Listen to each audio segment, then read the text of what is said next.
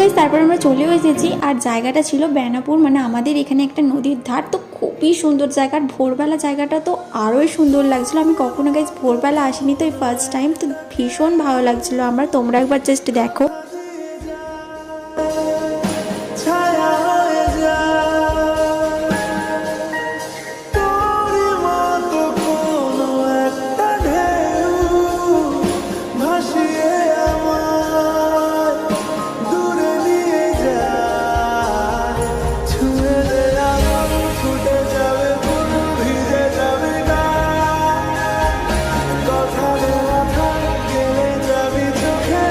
পৌঁছাতে পৌঁছাতে গাইস একটু সকাল হয়ে গিয়েছিল।